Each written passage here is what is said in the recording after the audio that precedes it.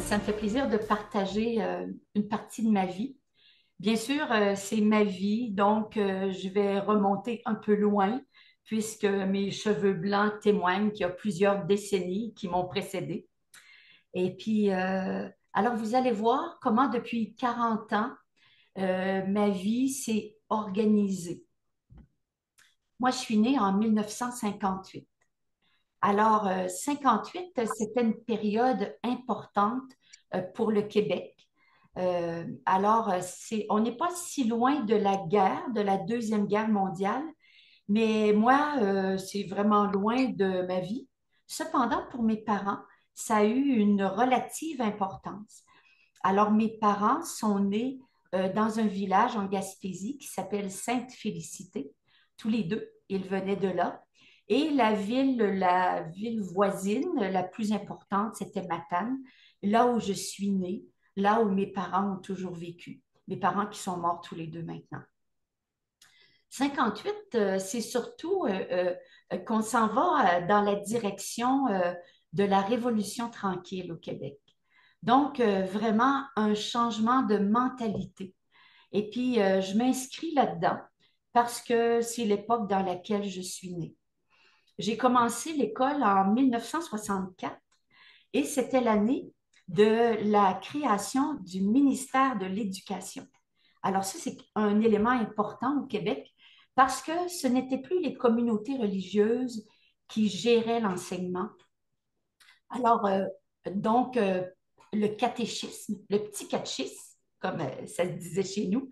Alors, moi, ma grande sœur, elle l'avait étudié, question-réponse, question-réponse, question-réponse. Alors, moi, déjà, j'étais dans une autre génération où c'était la catéchèse. Alors, l'aspect religieux dans l'aspect religieux dans lequel baignait le Québec, là, ça disparaissait, ça s'agrandissait. Donc, c'est un moment important, les années 60, les années 70. Alors, voilà, mon enfance s'est déroulée là. Je suis d'une famille de trois enfants seulement et on avait 5 ans d'intervalle. Donc, on était presque trois fois un enfant. J'étais la dernière et j'ai été élevée, je dirais, seule. Puis c'était chez nous une famille silencieuse où il n'y avait pas beaucoup de paroles. Je me souviens des matins où je me préparais pour aller à l'école, mon père était là, puis on pouvait déjeuner sans dire un seul mot. Alors, on n'a pas vraiment appris à débattre, mais ce n'était pas forcément un silence euh, dérangeant. On était habitués, ça fonctionnait comme ça. Chez nous, on ne parlait pas beaucoup. Euh, et également, on n'était pas vraiment au sein d'une famille élargie. Donc, mes amis de l'école ont vite pris de l'importance. C'est vraiment devenu ma société. J'avais aussi un grand frère de 10 ans mon aîné, mais parce qu'il était de 10 ans mon aîné, ben, il n'était pas beaucoup dans mon entourage. Il est parti étudier à l'extérieur dans la ville de Québec. Et puis, alors, ça montre aussi l'accessibilité aux études de cette époque. Alors que mon père avait fait une quatrième année à l'école, parce qu'à l'époque, les familles étaient nombreuses, son père était décédé, alors il est resté à la maison aider sa mère. Lui, il était vraiment du vieux moule qui est allé bûcher dans le bois sur la côte nord. Alors que pour moi, c'était des histoires que j'entendais mais c'était loin de ma réalité. Mon frère étant allé étudier à l'université, moi-même. Alors, l'université se présentait à moi facilement, puis mes parents avaient les moyens, mettons, de m'y envoyer. Alors, je suis devenue enseignante. C'était une partie de ma vie que j'avais aimé d'aller à l'école. Alors, c'est comme la voix, ma mère aussi, c'était une maîtresse d'école de rang. Alors, je pense que ça s'est un peu transmis. J'ai d'ailleurs une fille qui est enseignante également. Donc, un monde de silence, un monde aussi où les amis étaient importants, mais bon, comme l'époque le permettait, je dirais. Le secondaire est arrivé. Moi, je suis donc de la génération des polyvalentes. Alors, vraiment, tout un changement social qui a marqué le Québec et dont on a encore les traces aujourd'hui. Alors, polyvalente, où là, donc les écoles étaient plus grandes, les amis plus nombreux, les possibilités d'échange, en tout cas de connaître ce que vivaient les autres, ben, ça aussi, c'était favorisé. Alors, le cégep est arrivé. Dans ma recherche, je n'avais pas une quête spirituelle, bien que ça m'intéressait. Je me souviens quand j'étais en sixième année, je me souviens que, alors j'allais quand même à l'église jusqu'à 15 ans à peu près. Je suis allée à l'église le dimanche avec mes parents, comme traditionnellement on le faisait, d'aller à l'église catholique. Puis je me souviens, lorsque j'étais en sixième année, donc à 12 ans environ, dans le temps du carême. Alors, j'ai eu une période où tous les soirs, j'étais allée à la messe. Alors, il y avait à peu près 6 ou 7 personnes dans cette grande église.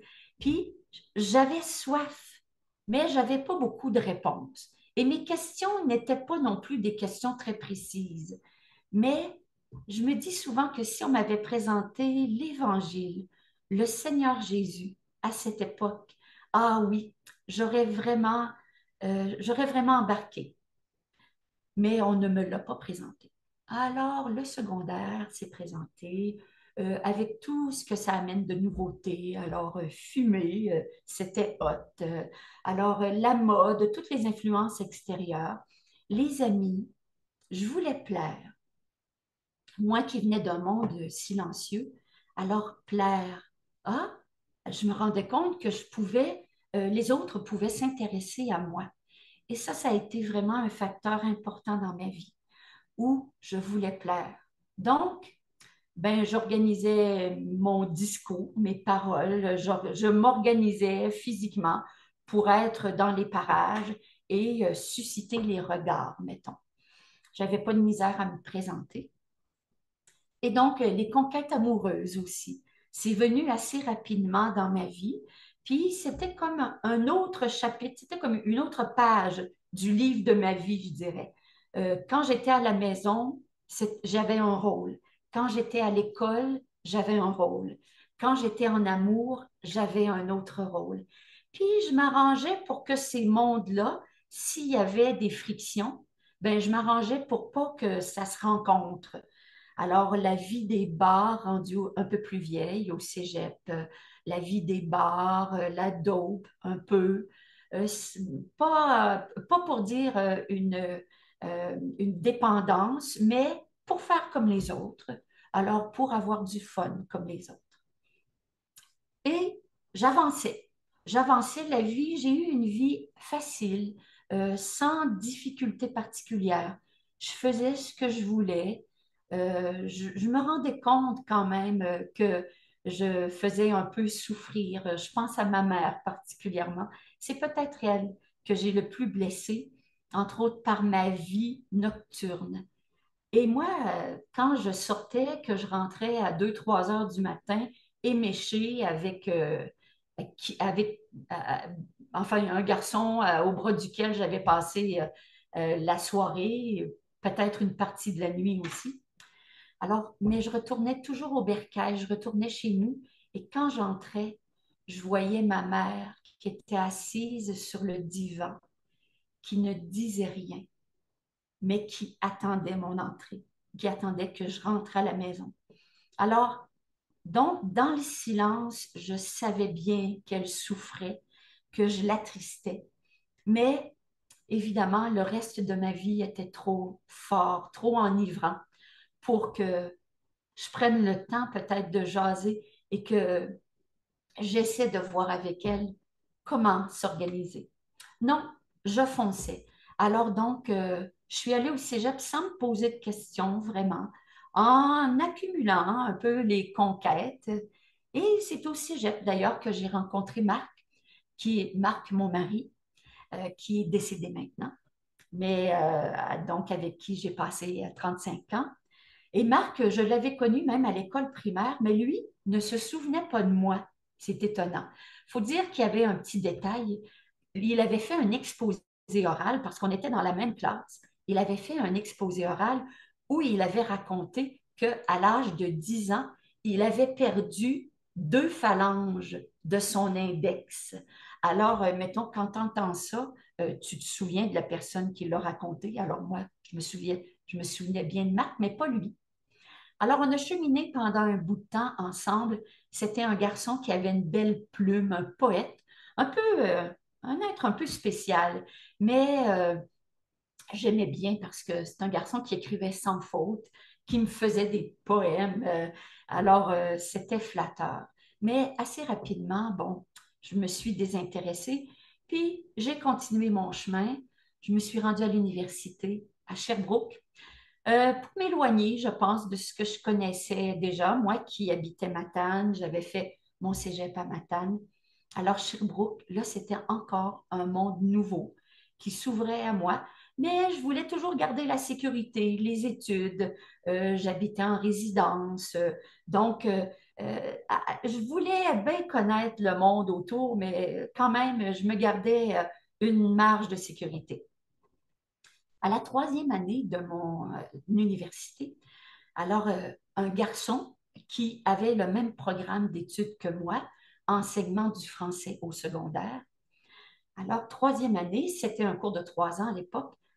Il arrive transformé. C'était un gars qui longeait les murs avant, puis là, tout à coup, il était, disons, resplendissant. Il nous avait raconté que pendant l'été, il était allé en France. Il y avait des échanges à cette époque, c'était en 1900, fin 70, fin des années 70, 1980. Il y avait des échanges France-Québec. Alors, une association qui s'appelait France-Québec. Il y avait différentes activités. Et je m'étais dit, oh, wow, hey, c'est quelque chose. Je veux ça, moi aussi. Je veux ça pour moi. Et donc, j'ai terminé mon bac et je me suis inscrite pour aller en France faire les vendanges. Et vraiment, à ce moment-là, j'ouvrais les horizons, mais je partais quand même en sachant où je m'en allais et on n'avait pas Internet avec nos cellulaires pour regarder sur un GPS où on se trouvait. Non, non, il fallait que ce soit un peu planifié. Donc, oui, j'avais une sécurité pour savoir ce que j'allais faire là-bas. Mais j'avais un billet d'avion ouvert pendant 1 an, me disant, ah ben, peut-être que je pourrais enseigner là-bas. Mais vraiment, les choses ne se sont pas déroulées comme mon rêve, euh, comme le rêve que j'avais. Alors, rapidement, je me suis rendu compte, parce que j'étais partie seule. Je savais bien qu'il y avait un groupe de Québécois qui étaient là-bas, mais j'étais quand même seule. Et une fois les vendanges terminées, qui n'ont pas duré très longtemps, à peu près 3 semaines, dans la région où j'étais, alors une fois les vendanges terminées, là, je me suis un peu retrouvée livrée à moi-même.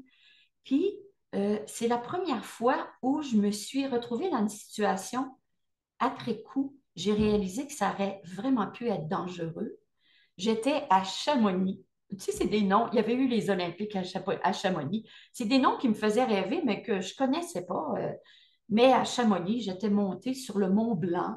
Bon, je connaissais à peine ce nom-là. Et on avait le choix. Évidemment, on était monté dans un petit train. On pouvait redescendre, mais ça coûtait cher. Oh, je m'étais dit, je vais redescendre à pied. Mais je ne sais pas, je ne sais même plus, mais c'était quoi, 1 000 mètres? Et je me suis retrouvée seule sur un sentier à descendre, descendre, descendre, descendre, mais ça n'en finissait plus de descendre. Je voyais le village en bas ou la ville et je me suis dit, si je tombe, mais qui va me voir? Est-ce que je mourrais ici toute seule? C'est une idée qui ne m'était jamais passée par la tête, vraiment pas. Alors ça a été un premier contact avec quelque chose d'inconnu. À la mort. Mais ça a fini là. Alors, je suis arrivée à Chamonix, puis tout s'est bien passé. Cependant, je me suis retrouvée à errer. Je ne savais pas où aller. J'ai ramassé une compagne de voyage, une Québécoise, qui elle aussi était un peu à l'aventure. On a dormi à un moment donné dans une gare. J'avais passé la nuit là. Ah, j'avais jamais pensé que ça m'arriverait, cette espèce d'inconnu. Rapidement, je suis revenue au Québec. Mais c'était des années où il n'y avait pas de poste vraiment d'enseignement. Alors, contrairement à cette période que nous connaissons au Québec, où l'on manque d'enseignants, à mon époque, non, il y en avait trop, parce que les familles étaient plus petites, moins d'enfants, mais beaucoup d'enseignants. Alors, je suis retournée dans mon patelin à Matane et j'ai fait différentes tâches. J'ai travaillé pour une télévision communautaire. J'ai travaillé pour la Société des traversiers dans un bureau. Et puis, Marc est revenu sur mon chemin. Marc, que j'avais fréquenté au début de mon cégep, mais 4 grosses années s'étaient passées. Alors, on avait eu des aventures, moi un peu plus que lui, parce qu'il était resté dans la région. On continuait notre vie. On a commencé à habiter ensemble, mais dans une relation un peu tumultueuse. Puis finalement, on ne savait pas trop où notre vie s'en allait. Alors lui, c'était un gars qui n'avait pas vraiment un diplôme particulier, mais il avait une bonne plume, vous vous rappelez. C'est un gars qui s'exprimait bien. Alors, il a travaillé pour la radio commerciale à Matane. À un moment donné, il a eu une opportunité de se rendre à la radio de Sainte-Anne-des-Monts. Alors, il est déménagé, c'est-à-dire, oui, moi, je suis retournée temporairement chez mes parents en travaillant pour la télé communautaire. Et puis, j'allais le trouver la fin de semaine. J'avais une voiture, bon, mais pas d'avenir, pas d'avancement. Alors, quand même, j'avais 23, 24 ans. Et puis, à un moment donné, cette vie, parce que la télé communautaire, ça a fait un temps, mais souvent, ce sont des institutions qui ne durent pas très longtemps. Alors, la télé communautaire, là, ça ne convenait plus du tout à ce que je voulais, ce que j'aspirais, même si je ne savais pas exactement euh, à quoi je rêvais. Marc qui s'en allait à Sainte-Anne-des-Monts, j'avais un frère, mon grand frère, qui habitait à Québec. Lui, il venait de commencer une entreprise en construction, donc quelque chose qui était neuf et qui grandissait. Alors, je me disais, bon, écoute, je pourrais bien être secrétaire. Il n'en avait pas de secrétaire. C'était son épouse qui, jusqu'à ce moment-là, faisait la tâche. Je l'appelle et je lui dis, mon frère, moi, là, je serais prête à partir. Si tu avais un emploi à m'offrir, moi, ça m'intéresserait d'arriver à Québec. Il était en train de rédiger une offre d'emploi pour envoyer au journal de Québec, pour envoyer au Soleil. Alors, et moi, je me propose pour faire ça. C'est ainsi que le 23 mars 84, je suis arrivée à Québec et Marc m'a suivi. Je dis ça de même parce que j'ai dit à Marc, qui travaillait à la radio de Saint-Anne-des-Monts, j'ai dit, Marc, écoute, moi, je m'en vais à Québec. Alors, si tu veux venir, viens-t'en. Puis si tu veux pas, ben, tu restes là. Ben, ça vous montre un peu dans quel esprit j'étais. On est arrivé à Québec. Alors, mon grand frère, qui était vraiment une référence, de 10 ans mon aîné quand même, alors il était bien établi ici, il avait une jeune famille. Donc, c'était une personne que l'on visitait, que l'on voisinait, Marc et moi, qu'on appréciait aussi, des gens de qualité. Ma belle-sœur, elle, depuis plusieurs années, elle fréquentait une église évangélique. Pas mon frère, ma belle-sœur, oui. Alors, moi, ben, je travaillais, donc mon temps se passait au travail, bien sûr. Marc n'avait pas de travail quand il est arrivé. Aussi, au mois de mai 84, il y a eu ce qu'on a appelé au Québec la fusillade au Parlement. Alors, le caporal Lortie, qui est entré armé au Parlement du Québec et qui a vraiment tiré, il avait tué 3 personnes, blessé 13 personnes Et ça s'était déroulé live, du moins à la radio. Et Marc avait été vraiment témoin en écoutant pendant tout un avant-midi ou pendant de nombreuses heures ce qui se passait là. Et lui, vraiment, il a été troublé. Lui, il n'avait pas la même sensibilité que moi. Il était plus profond dans dans sa recherche, dans sa quête. Alors, donc, cet événement, et comme Marc était à la maison, dirions-nous, à l'appartement, ben, ma belle-sœur l'invitait souvent à venir travailler, à l'aider, à faire des tâches qu'elle n'avait pas le temps et à lui parler.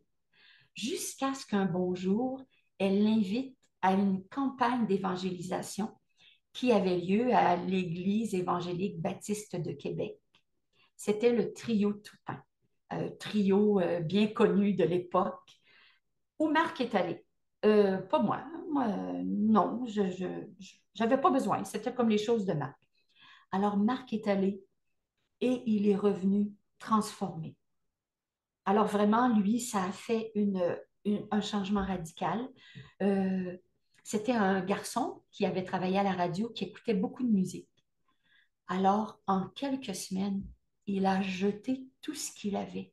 Moi, je trouvais un peu trop radical, mais c'était marquant, c'était décisif. Alors, petit à petit, bon, ben, les choses ont avancé. Je dis petit à petit parce qu'en peu de semaines, tant de choses ont changé, principalement qu'au mois de juin, je réalise que je suis enceinte. J'avais jamais pensé que j'aurais un enfant. J'avais jamais pensé qu'avec mon conjoint, qu'on ait des enfants. J'avais bon, une vie, un cycle menstruel très irrégulier. Alors, c'était vraiment aïe aïe, mais là, j'étais enceinte. Quel choc. Qu'est-ce qu'on fait? Marc étant tout à coup entouré et propulsé dans une vie nouvelle de croyants. Moi, hey, tant de changements, tu sais, on venait de déménager, un nouveau travail, euh, vraiment une vie que j'attendais pas, mais que j'espérais pas non plus. Et là, enceinte, qu'est-ce qui se passe? Et il y a eu un temps où Marc a été assez clair parce que il faisait des études bibliques. Alors, le mariage devenait comme pour lui ben, une direction évidente, d'autant plus qu'il y avait un bébé qui s'ajoutait à ça. Le mariage, moi, mariée, moi, euh, c'était vraiment en dehors presque de mes connaissances. Je m'étais jamais imaginée dans ce rôle-là. Mais cependant, rapidement, alors on a pris la décision. OK. Alors, OK, ça va. On va se marier. Je vais me marier. Et je dirais que au début, le changement radical de Marc ne m'intéressait pas vraiment, mais veux pas, je le vivais parce qu'on était ensemble. Alors, donc, on se marie. Ah, on n'est pas mariés, on s'est même laissé pendant quelques mois, les 2 mois qui ont précédé notre mariage, en octobre 84. On s'est laissé, moi, je suis allée habiter chez mon frère et ma belle-sœur, et puis Marc a gardé l'appartement. Et alors, fallait que notre vie soit réglée. Cependant, j'avais pas, moi, j'avais même pas idée de ce que c'était le mot péché. Honnêtement, j'avais même pas idée de ce qu'était Dieu.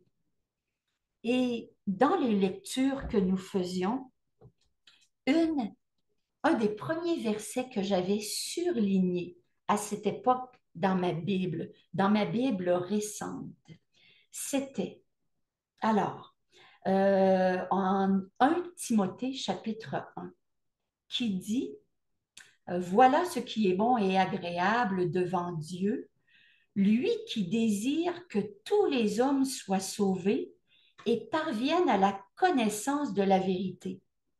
En effet, il y a un seul Dieu et aussi un seul médiateur entre Dieu et les hommes, un homme, Jésus-Christ. Eh bien, moi, c'était nouveau pour moi. Ben oui, à cause de tout ce que j'avais connu dans mon passé, bien sûr, Dieu, Jésus. Oui, oui, c'est des mots que je connaissais, mais c'est pas une réalité qui m'avait vraiment touchée. Puis, c'est le premier verset que j'ai souligné dans une Bible, qu'il y a un seul Dieu et aussi un seul médiateur entre Dieu et les hommes. Donc, le mot péché, et ça fait partie comme bien des mots au Québec qui ont été évacués. On dit qu'on a évacué ça comme le bébé avec l'eau du bain. Alors, un vocabulaire, un jargon religieux qui est disparu et que ça se fait vite, ce genre de disparition-là. Alors, moi, le mot péché, je pense que je ne l'avais jamais dit dans ma vie. Bon, peut-être quand j'étais petite, mais. Et j'ai dû apprendre qu'est-ce que c'est que le péché.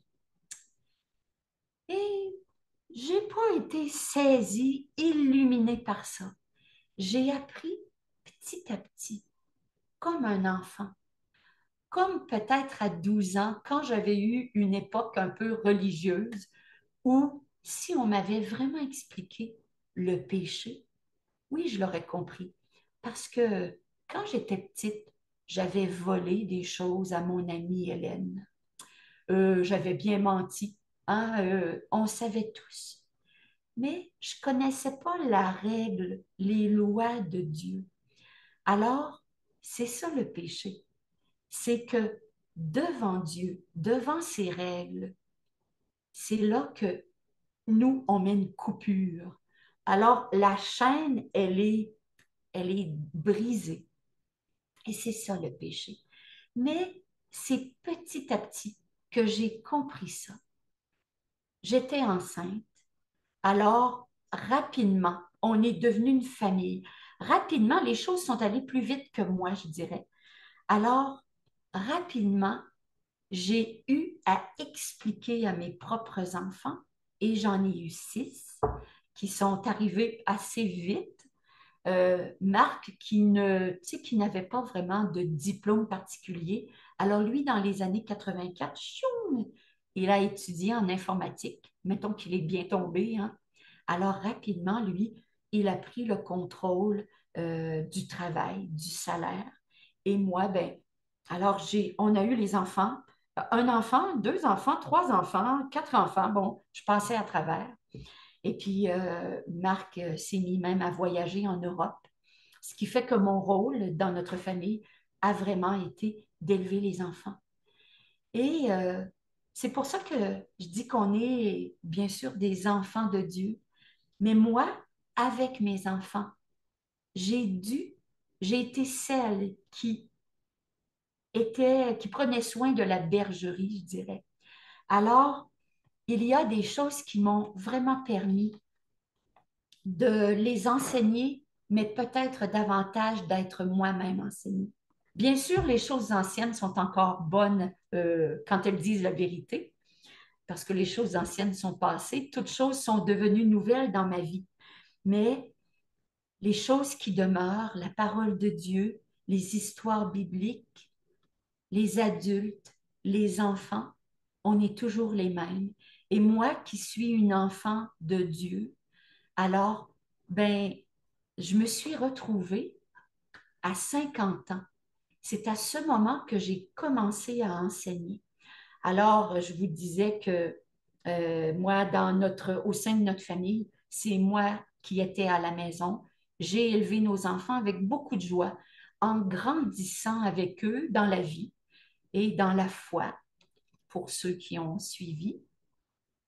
Euh, mais à 50 ans, lorsque la majorité de nos enfants étaient partis, ben, j'ai eu l'opportunité d'aller enseigner à l'école chrétienne que nous avons ici à Québec, l'école L'Eau Vive. Enseigner le français, finalement, ce pourquoi j'avais étudié. mais je me spécialise en francisation. Alors, le voyage ou quelques voyages que j'ai faits, ben, ça me sert un peu mon intérêt pour la géographie, pour l'histoire, pour la langue française. Et maintenant, j'accueille des gens qui viennent d'ailleurs. À notre école, on reçoit beaucoup de Brésiliens, alors beaucoup de Colombie, Madagascar, mais eux sont déjà francophones. Mais alors, tout à coup, j'avais un monde qui était quand même un peu dans le créneau au Québec, la foi évangélique. Et tout à coup, ça s'agrandit sur le monde. Et je me pose la question, être chrétien à Matane, à Québec, à Saint-Hubert, au Nouveau-Brunswick, alors, ou bien je sais pas moi, ailleurs, dans le monde, est-ce que c'est la même chose? Et grâce à la parole de Dieu, ben, je vois que on a tous la même parole, même si c'est pas la langue, la même langue qui la transporte, mais c'est toujours le même Dieu qui nous fait croire. La foi, j'entendais cette semaine un collègue à l'école, parce que l'école est commencée, qui disait, pour une image, la foi, c'est quand mon enfant vient se blottir le soir près de moi et qu'on lit une histoire. C'est simple, c'est réconfortant, c'est rassurant, c'est pas compliqué. Et parfois, bien sûr, dans notre compréhension d'adulte ou dans notre recherche d'adulte, on désire comprendre avec des chapitres et des livres. Mais pour moi, qui suis encore une enfant, de savoir ça, de savoir que c'est dans la parole de Dieu, que c'est là que je vais trouver le réconfort. Et alors, la parole de Dieu, c'est un secours où Dieu est pour nous un refuge, un secours qui ne manque jamais dans la détresse. Alors, dans les psaumes, on nous le répète souvent. Alors, Dieu est pour nous un refuge qui ne manque jamais dans la détresse. C'est en ça que je veux croire, malgré tous les temps de tempête que nous traversons dans ce monde qu'on ne comprend pas toujours. Et puis, je vois maintenant des enfants qui ne sont pas les miens. Alors, je suis rendue pas mal vieille à l'école, mais je vois des petits-enfants de 5 ans, 6 ans qui ont toujours le même cœur et à qui on doit toujours enseigner qui a fait les étoiles, qui a donné ta vie pour toi sur la croix.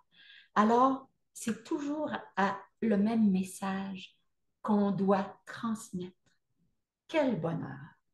Quel bonheur un jour que Jésus m'ait attiré vers lui. C'est lui qui sauve. C'est pas vraiment moi qui, c'est pas moi qui fais tous les pas. C'est lui qui sauve et qui me montre le chemin, qui met une lumière sur mon sentier petit à petit. Et parfois, j'aime mieux regarder en arrière ou sur le côté parce que ça m'apparaît plus intéressant. Mais alors, ça revient parce que l'Esprit de Dieu revient me chercher et j'ai le privilège de travailler dans un contexte où nous sommes des croyants, de fréquenter une assemblée évangélique qui me ramène. Alors, nous sommes des pierres vivantes et on peut se réchauffer ensemble, s'exhorter. Et ça, je crois que ça fait partie de la responsabilité que j'ai de demeurer attaché à ces forces qui me gardent en communion avec Dieu. Alors, merci.